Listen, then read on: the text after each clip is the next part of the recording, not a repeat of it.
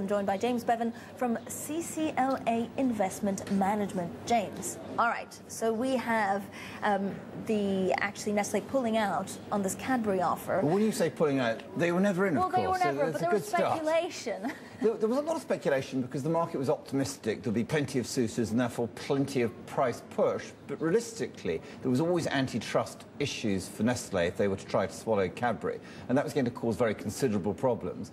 On the other hand, I think that the white knight, if you like, in terms of what investors might like to see, would of course be a Hershey or Ferrero Hershey deal coming to the table, but I don't think we're going to see any action at all till we had the 19th date line. Because this cash component. People are going to wait and see what happens with Kraft and whether Kraft have to come back with a higher bid. And I think they do have to come back with a bid. And if one said, what is the fair value for Cadbury absent any bid at all, I think it's around about £7 based on what the company itself has said about its medium-term forecasts for both revenue growth and also for margins.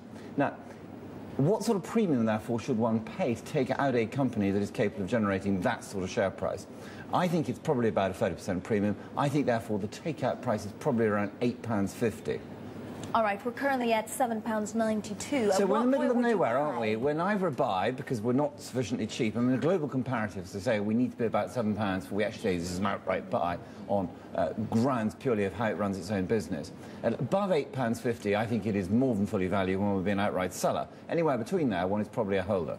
I wanted to ask you, James, about this cash component. It is very important to certain shareholders. Oh, isn't it? But it doesn't mean that the actual value of the bid has increased. Will they have to go even further in trying to take Well, I think they out? do. I think we need to see value adding up to £8.50 in order for investors to say, yes, we are happy to surrender our shares on this basis. And actually, in a strange way, if the bid was lower and like to go through, I want to see more paper rather than cash because I want to be able to participate in the long-term strong growth that Hershey and Cadbury combined could deliver, for example. Nestlé, would you be interested in buying this company? I mean, it seems that at the moment, can it still afford to buy anything else? Nestlé's got plenty of cash. It's not even worried about leverage. It's indicating it doesn't want to go down the leverage route. But I do think that Nestlé is a fundamentally very well-run company. It's made a number of quite sassy decisions. It's had its divestments. It's had its acquisitions. This is all clearly part of a well-thought-through corporate strategy. And I think on a long-term basis, Nestlé is really very interesting. So would you be buying Nestlé today or waiting for the next couple of months to see exactly how this acquisition is panning out? There's a very interesting question about where the market's going overall, and I think there are more interesting stories in the market